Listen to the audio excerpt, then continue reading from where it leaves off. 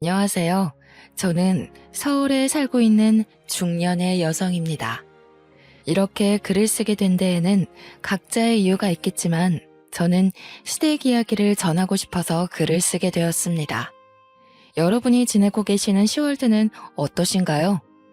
제가 겪어온 10월드는 만만치도 않았고 순순치도 않았습니다. 한마디로 유별나고 피곤하고 지치는 10월드였죠. 꽤 괜찮다고 생각했던 남편과 정반대의 시댁 식구들. 저는 이런 상황들을 결혼 도장을 찍고야 알게 되었습니다. 남편은 여우같이 어떤 내색 하나 없이 가족들이 다 평범하고 화목하다는 듯이 이야기를 했었는데 말이죠. 시댁은 왜 이렇게 저희들에게 시련을 안겨주는 걸까요? 곰곰이 생각을 한 지가 벌써 10년이 넘는데도 아직 답을 찾지 못했습니다. 혹시 답을 아시는 분이 계시다면 저에게 꼭 알려주시길 바랍니다. 제가 이런 상황이 펼쳐질지 처음부터 알았더라면 같은 선택을 하며 남편과 결혼을 했을까요? 저는 아닐 것 같습니다. 다른 선택을 했을 것만 같습니다. 그래서 저와 같은 결정을 내리지 말아달라는 부탁과도 같은 오늘의 사연입니다.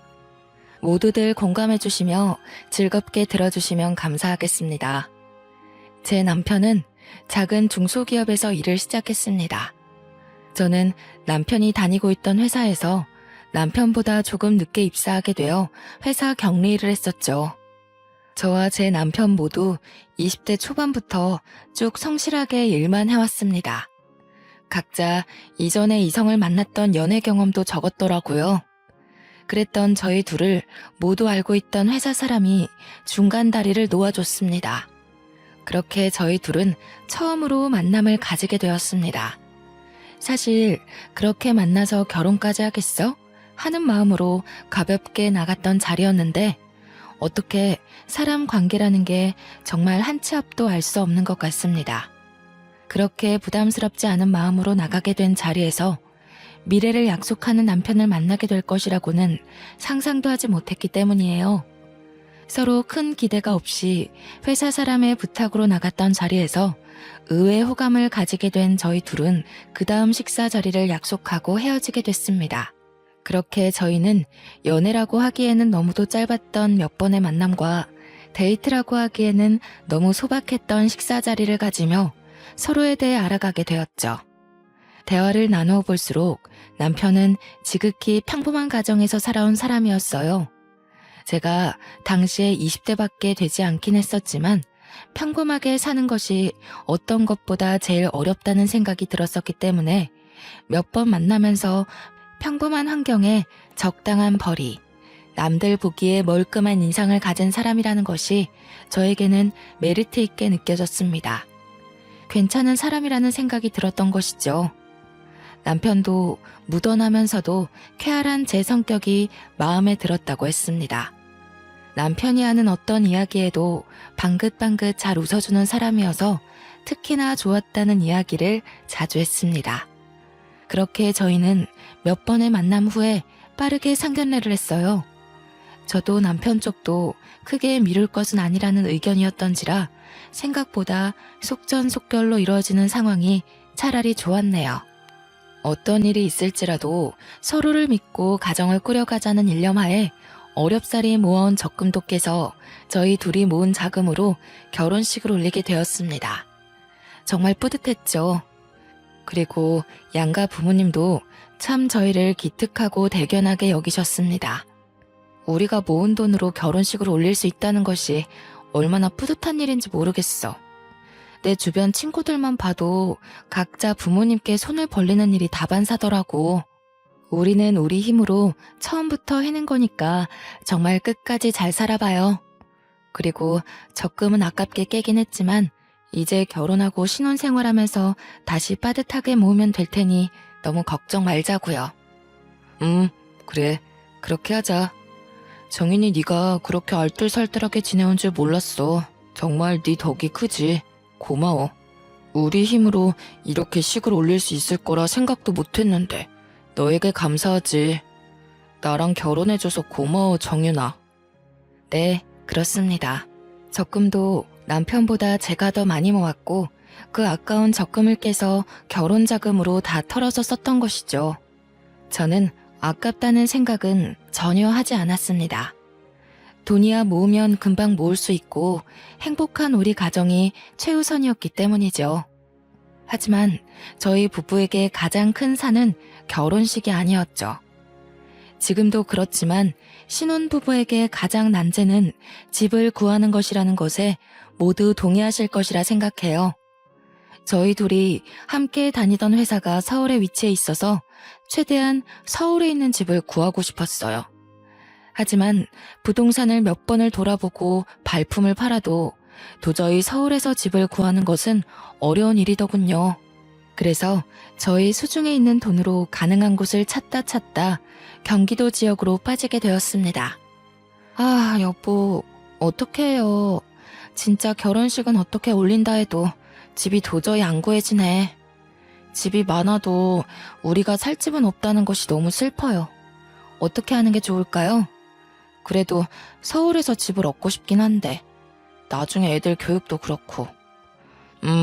고민이 많이 되기는 하지만 어떻게 생각해도 서울권 내에서 집을 구하기는 어려울 것 같고. 그렇지? 그러면 차라리 우리 집 근처는 어때? 경기도권인데 서울까지 올라오는데 지하철로 30분도 안 걸려. 그리고 혹시 나중에라도 우리가 돈 모으면 언제든 서울로 이사 갈 수도 있는 거니까 이게 제일 합리적인 방법일 것 같은데? 그렇게 저희는 시댁에서 가까운 곳으로 신혼집을 차리게 되었어요. 사실 조금 걱정도 되기도 했습니다. 저를 잘 아는 친정 언니들도 그렇게 시댁 식구들이랑 가까이 지내는 것이 괜찮겠냐고 저를 걱정하며 만류하기도 했죠. 하지만 시댁에서는 가까운 곳에 집을 얻었다고 잘했다고 기특하다며 도와주신 자금이 있었기 때문에 제가 불편할 것 같다는 이유로 그저 계획을 틀어버릴 수도 없었던 상황이었습니다. 아이고, 우리 새아가 예뻐라 예뻐. 어떻게 신혼집을 이쪽에다 구할 생각을 다 했대?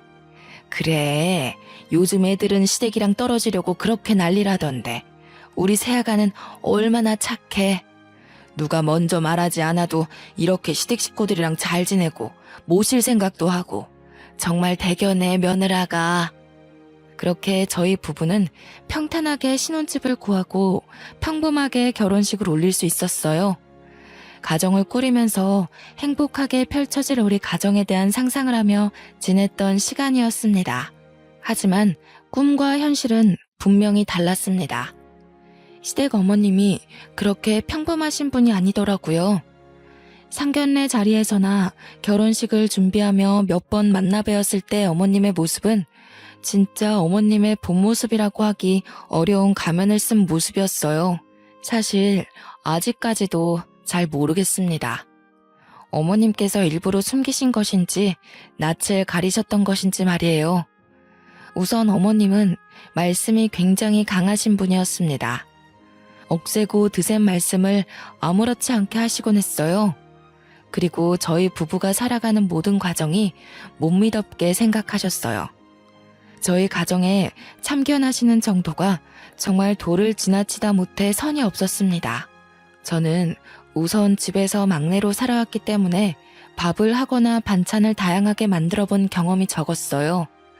신혼 초에 그래도 남편 맛있게 밥을 지어주겠다며 요리 학원을 다니기도 했었지만 그 사실을 알게 된 어머님께서 도대체 음식을 돈 주고 배우면 얼마나 배운다고 당장 그만두고 CME 둬서 뭐하냐는 이야기로 혼을 내셔서 바로 그만두고 그날 이후로 어머님께 직접 요리를 배우고 있었습니다.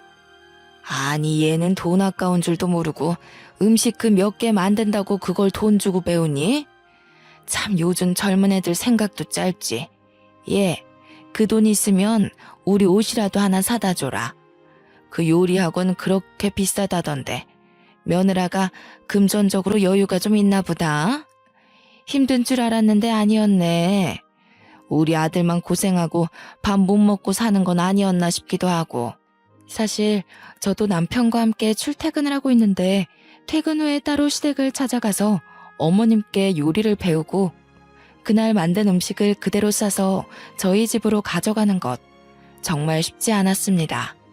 게다가 어머님께서는 아들내미 밥 먹이는 거 식지 않게 따뜻하게 먹여야 한다면서 꼭 저를 그렇게 닥달하시고 굼뜨다고 빨리빨리 챙겨서 어서 가라 이야기를 하시곤 했어요. 저도 이 집의 식구가 된 건데 아들만 챙기시는 어머님. 마음이 울적했지만 남편을 생각해 주시는 마음은 한편으로는 감사했고 어머님도 피곤하실 텐데 제가 요리하는 것을 알려주시는 것도 감사한 마음도 있었기 때문에 그냥 그러려니 넘어가려 노력했답니다. 또 한 번은 제가 빨래를 집안에 널어두고 출근을 했었는데 집에 돌아와 보니 널어둔 빨래가 사라졌지 뭐예요. 이게 뭐지? 도둑이 든 건가? 싶은 마음에 너무 놀라서 남편을 붙잡고 큰일 났다, 도둑이 들었나 보다 이야기를 하며 집을 차근차근 봤는데 없어진 것은 오직 빨랫감이었습니다. 이게 뭔가 싶어서 설마 하는 마음에 옥상으로 향했네요. 저희 빨랫감들이 다 옥상에 다시 널려 있었던 것입니다. 너무 충격을 받은 저는 이게 무슨 상황인가 싶어서 넋을 놓고 있었는데 생각해보니 저희 집 열쇠를 가진 사람은 저와 남편뿐이었습니다. 남편에게 혹시 몰라 이야기를 했어요. 여보, 나는 다른 사람한테 열쇠 준 적 없는데 당신 혹시 다른 사람한테 열쇠 준 적 있어요? 그게 미리 말했어야 하는 건데. 남편이 그렇게 뜸을 들이며 하는 말이 더 가관이었습니다.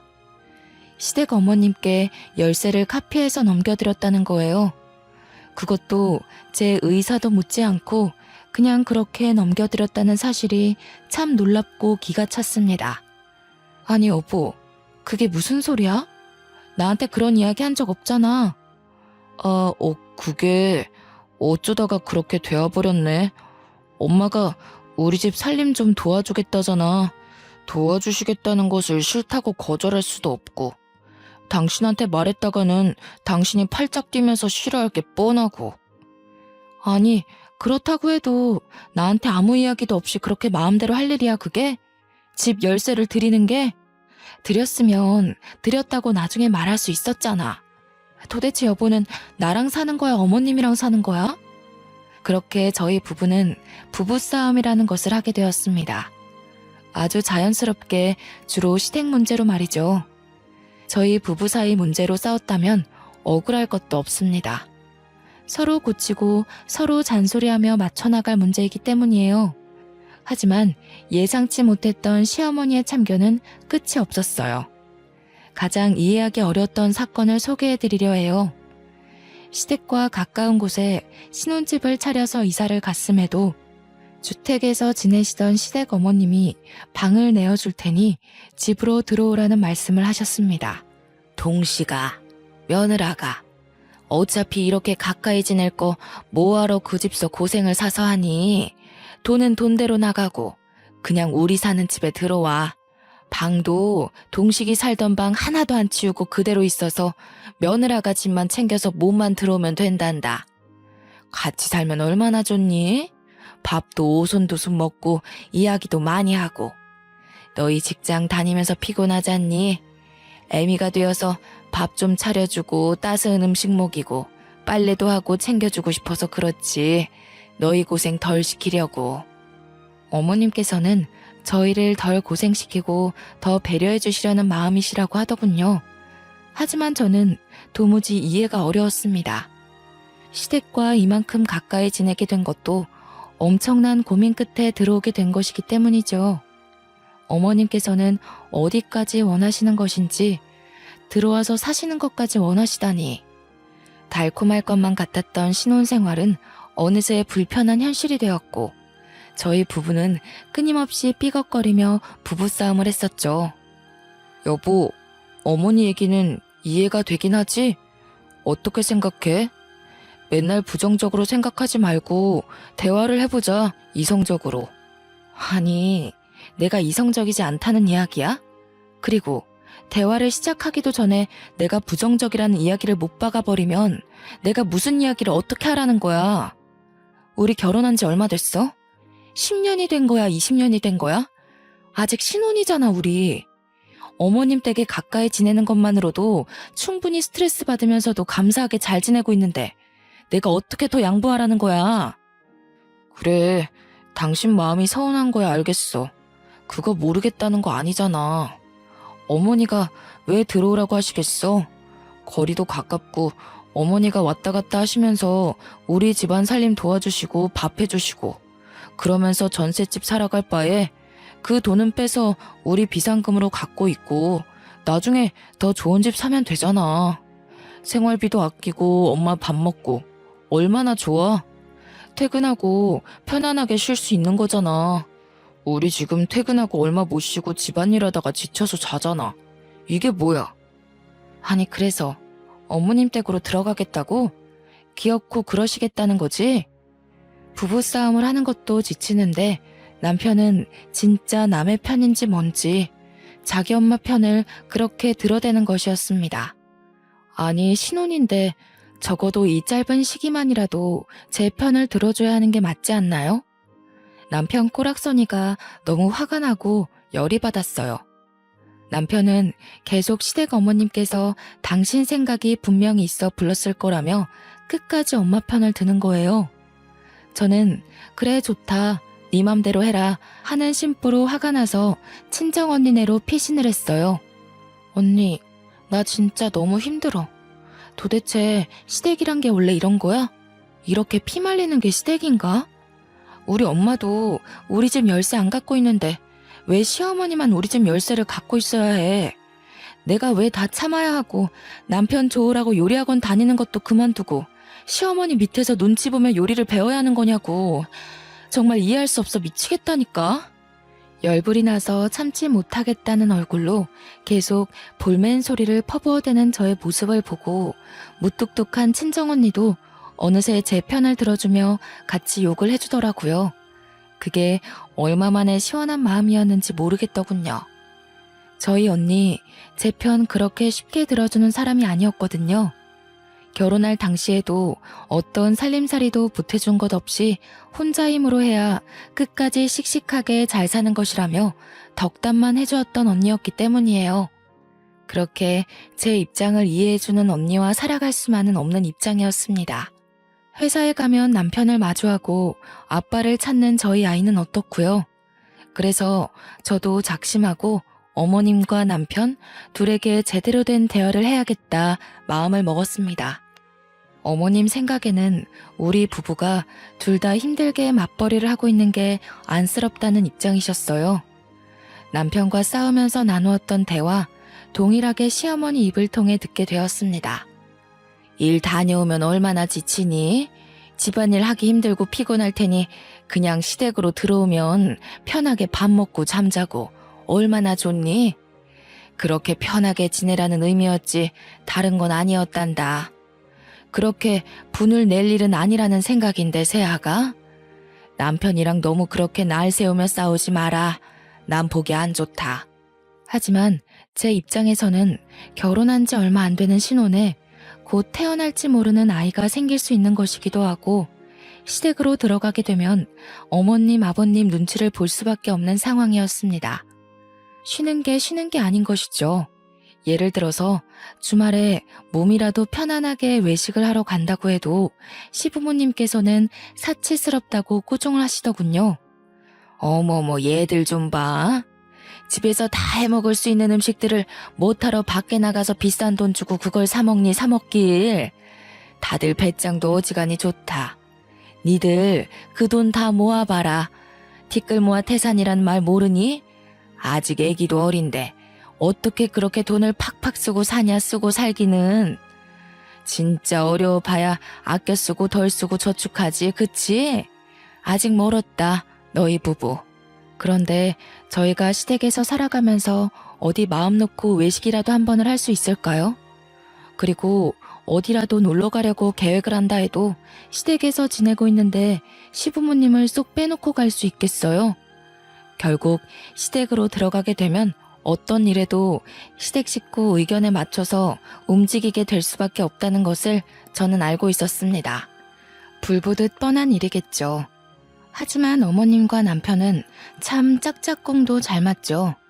그냥 시댁집으로 저희가 들어가서 사는 것에 찬성을 했어요. 얼마나 어렵게 힘들게 전셋집을 겨우 구한 것인지 남편은 누구보다 잘할 텐데 이런 결정을 내릴 수 있는 걸까요? 우라통이 터지다 못해 눈물이 찔끔 나는 기분이었어요. 제 의견이라고는 들리지도 않는 듯 모두 묵살이 되어버리는 시댁 식구들이 정말 미웠습니다. 저는 이렇게 물러날 수 없었습니다. 남편이랑 시어머니께서 어떻게 생각한다 해도 안 될 일은 안 된다 싶은 마음이었습니다. 그래서 저는 당장은 절대 안 되고 우선 시간을 두고 지내보며 생각해보자는 의견을 내세웠어요. 저는 도저히 절대 용납이 안 되고 납득도 안 됩니다, 어머님. 저희가 어머님 댁에 찾아뵙지 않는 것도 아니고 살림을 그렇게까지 못나게 하는 것도 아니지 않나요? 밥도 잘해 먹고 빨래도 알아서 잘해요.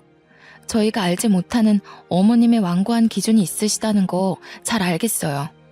그렇지만 저희 부부는 저희 두 명이서 해결해야 하는 문제라고 생각해요. 어머님 댁으로 들어간다고 해서 피곤했던 게 안 피곤해지고 치우던 걸 안 치운다는 것은 말이 안 되는 것 같습니다. 어머님, 안 됩니다. 저는 당장엔 절대 못 들어갑니다. 같이 가야 하는 제가 이렇게 완강하게 반대 입장을 보이니 남편도 시어머니도 주춤하는 모습이 있었습니다.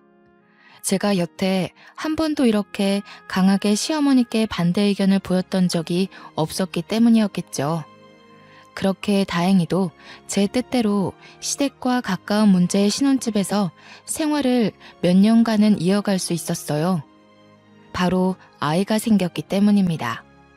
아이를 임신하고 출산하는 과정에서는 시부모님도 어쩌지 못하시고 이사와라 들어와라 같이 살자는 말씀이 전혀 없으시더군요. 저는 아이를 무사히 출산했습니다. 그리고 아이가 커가는 모습에 까르르 웃어주는 그 얼굴에 그간 받아왔던 스트레스도 단번에 풀렸어요. 저는 그렇게 아이를 바라보며 행복하게 살아갈 수 있을 거라 생각했었죠. 하지만 그렇게 강했던 어머님은 어디 가신 것이 아니었습니다. 어머님 친구분 중에 한 분이 다단계를 하신다는 것은 익히 들어와서 알고 있었던 사실이었습니다. 어머님과 굉장히 친했던 친구분이었는데 그 길로 빠졌다며 뒷이야기를 많이도 하셨기 때문에 알고 있었어요. 에이구, 그 바보 같은 순자. 나랑 국민학교 같이 다닐 때부터 그렇게 바보 같은 구석이 있었는데 나 이럴 줄 알았다니까. 다단계 빠졌다는 얘기는 애초에 했었지? 그래, 그거 말고 또 하나 더 시작했다네. 바보 천치도 그런 바보 천치가 없어요. 인생 그렇게 낭비하지 말라고 그렇게 말려도 애가 말을 들어야지. 원참. 지 인생 그렇게 쉽게 말아먹는 것도 능력이다, 능력이야. 난 그냥 손들라고. 순자, 내가 아무리 뭐라 해도 안 들어.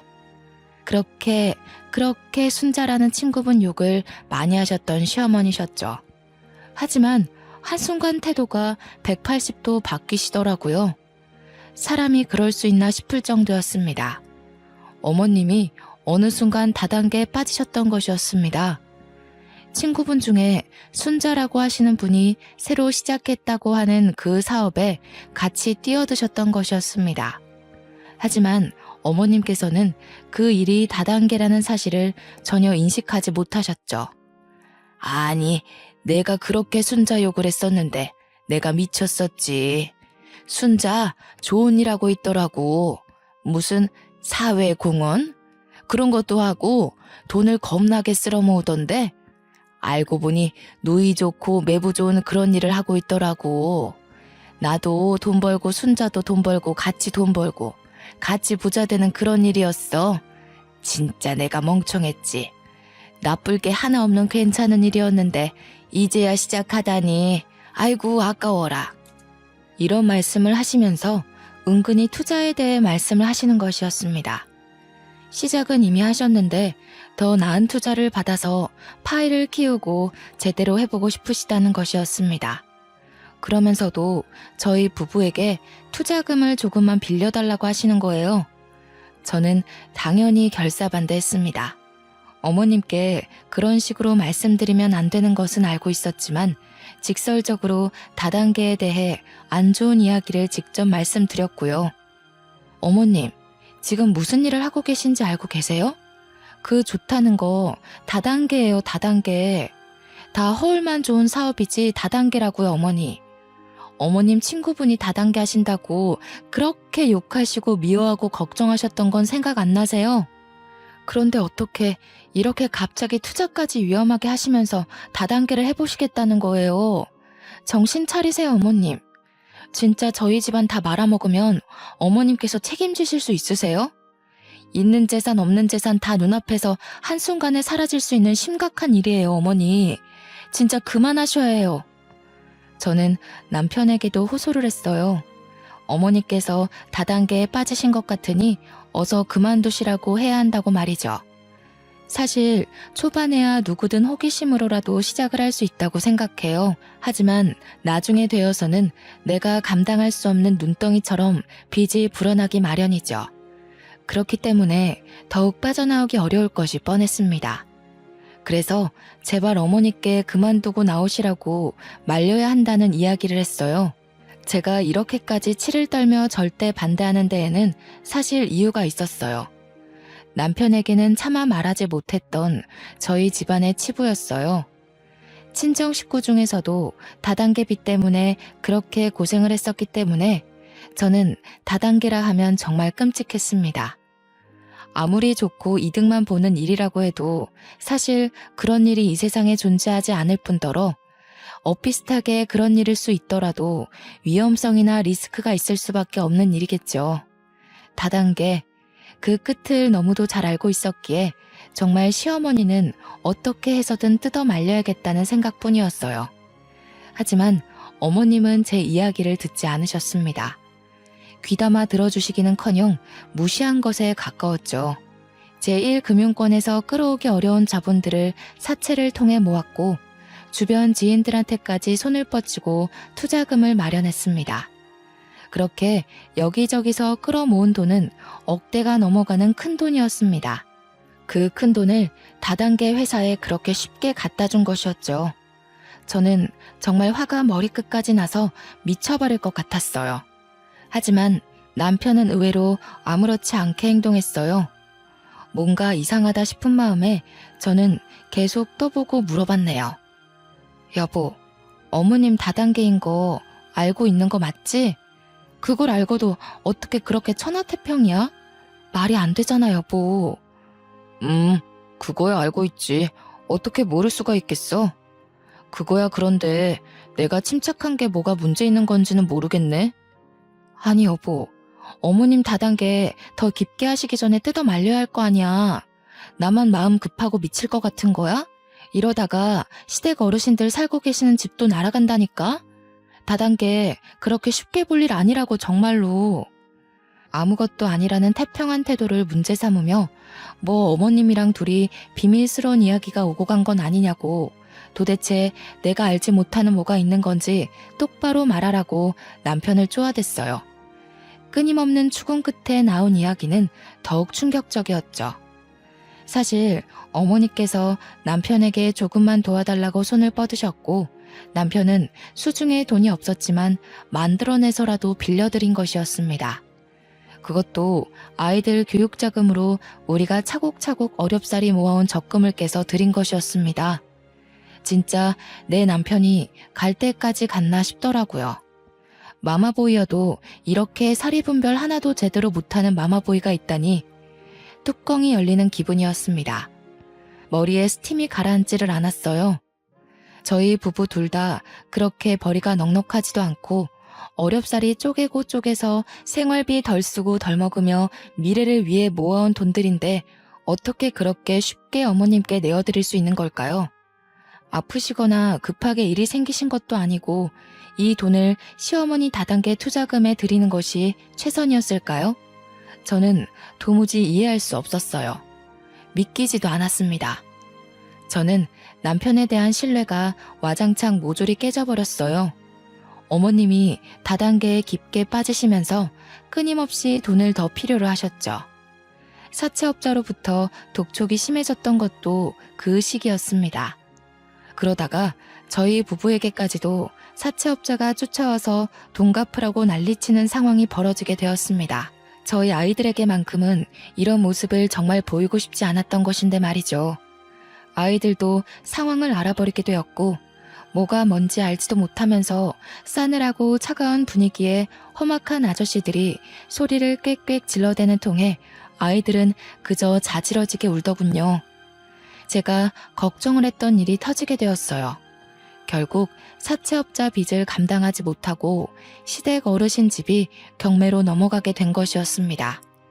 저희 부부를 그렇게 그 집에 들어와서 살라고 하셨는데 그렇게 쉽게 그 집을 넘기게 될 줄은 몰랐습니다. 시댁 쪽도 그렇게 부유하지 못해서 사실 가진 재산이라고는 그 주택 하나였던 것으로 알고 있었는데 그렇게 팔렸으니 정말 시부모님께 남은 거라고는 저희 부부밖에 없었습니다. 다른 자식들은 도대체 뭐하고 있냐 궁금해하실 것 같아서 말씀을 드려볼게요. 저희 남편은 두 형제 중에 첫째입니다. 그래서 시부모님께서 싸고 들고 같이 살기를 원하셨던 것이었고요. 그리고 막내 동생은 대학교를 나오지 않고 노래로 성공하겠다며 배짱이처럼 노래만 부르며 지내는 중입니다. 돈이라는 것을 자기 힘으로 벌어본 경험이라고는 없는 분이었죠. 그렇게 시부모님께 붙어서 생활비 아끼며 살아갔던 것이었습니다. 상황이 이렇기 때문에 시부모님이 기대실 곳이라고는 저희 집뿐이었던 것이죠. 하지만 저희 집이라고 녹록치 않은 상황이었습니다.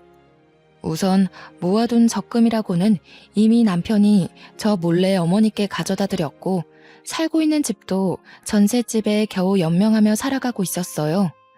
이런 저희 집임에도 시부모님은 얹혀서 지내실 생각을 하셨습니다. 그리고 도련님도 오갈 데가 없어지게 된 상황이니 저희 집으로 얹혀 사실 생각을 당연히 하셨던 것이었겠지요. 아, 우리 집 이렇게 될 줄은 꿈에도 몰랐네.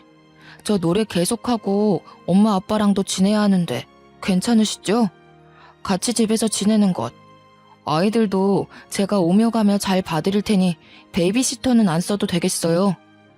되려 인심 써주듯 아이를 봐주겠다는 이야기를 하며 봉창 두드리는 소리를 하는 도련님을 보며 속이 더 타들어갔습니다. 저희 집이 그렇게 넓은 집도 아니고 아이들 키우며 겨우 살고 있는 집인데 도련님의 시부모님 두 분까지 들어온다니요. 이게 무슨 상상 초월하는 상황인지 저는 아직까지도 이해가 되지 않더라고요. 이제 정말 이건 아니다. 이렇게는 못 살겠다 생각이 들었습니다. 나를 속이고 다단계 투자금으로 적금을 빼주고 시댁에서는 다단계로 집이 경매에 넘어가고 빚은 왕창 생겨서 저희까지 사채업자에 시달려야 한다뇨. 생각만 해도 너무 끔찍하지 않나요? 우선은 제가 할 수 있는 일을 해봐야겠다 싶어서 별거를 하자고 남편에게 통보를 하고 아이들을 챙겨서 나왔습니다. 그렇게 당당하게 나왔어도 사실 제가 아이를 데리고 갈 수 있는 곳은 거의 없었습니다. 사채업자가 저희가 살고 있는 집, 시댁 어머님 집까지도 다 꿰차고 있었거든요. 여보, 나 더 이상은 한 지붕에서 못 살겠어. 사채업자는 왜 저렇게 끊임없이 끈질기가 구는지 모르겠고 사실 어머님이 사채 쓰신 것부터가 이해가 안 되는데 다단계는 또 계속 하시는 거잖아. 집안을 살려보시겠다 하면서도 다단계를 계속 하시는 것이 정말 말이 된다고 생각해? 이게 무슨 논리야? 당신도 어머니 말에 동의하는 거야? 왜 맨날 엄마 이야기만 하면 말이 없어지는 거야? 벙어리야? 엄마랑은 그렇게 쿵짝이 잘 맞아서 서로 돈도 다 빌려주고 나한테 안 한 얘기도 많잖아. 나 정말 못 살겠어. 당분간 애 데리고 나가서 지낼게. 그런 줄로만 알아. 어차피 회사에서 얼굴 보니까 괜히 나 찾겠다고 들쑤시고 다니지 말고. 그래서 우선은 친정 언니네로 아이를 데리고 피신을 갔었죠. 아이는 저희가 도망쳐 나온 집 근처 학교를 다니고 있었던 상황이었습니다. 그래서 언니네 집에서 아이 등하교를 매일같이 도와줬어야 했습니다. 저는 새벽 4시에 일어나서 아이 밥을 챙기고 회사 갈 준비를 해서 아이를 새벽같이 등교시키고 나서야 저도 회사로 출근하는 일정을 몇 달간 반복했습니다. 매일 아침 전철은 또 왜 이렇게 전쟁 같은지요.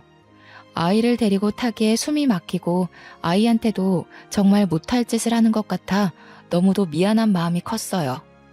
정말 딱 죽을 것 같다는 표현이 적절한 상황이었습니다. 참기 어려운 고통이었습니다. 아이를 키우는 것부터 별거하고 있는 상황에서 회사에 출근하면 남편 얼굴을 마주해야 한다는 것이 힘들었습니다. 아이를 낳고 나이도 먹고 이직하기 어려운 상황에 제가 답답하기만 했습니다. 회사 하나 마음대로 못 그만두고 못 옮기고 있는 제 처지가 참 딱하더군요. 차라리 빠르게 이혼 도장 찍고 나라 도움이라도 받으며 사는 것이 나아도 낫겠다는 생각뿐이었어요. 맨날 남편이랑 시댁 식구들 사채업자를 피해 다니는 것이 너무도 끔찍했고 아이에게도 너무 큰 상처라는 생각이 들어서 정말 눈물 나게 미안했습니다. 저는 남편과 진지하게 대화를 했어요. 남편은 자기 엄마를 버리고 남남처럼 살아갈 생각은 정말 추호도 없더군요. 끝까지 엄마가 불쌍하다며 엄마는 혼자라는 둥 말도 안 되는 소리를 하는 것이었습니다.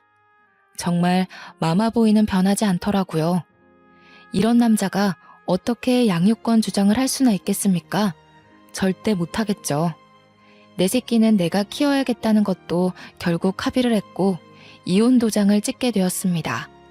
저는 이혼으로 제 결혼을 끝마치게 될 것이라는 것은 예상하지 못했던 일이었어요.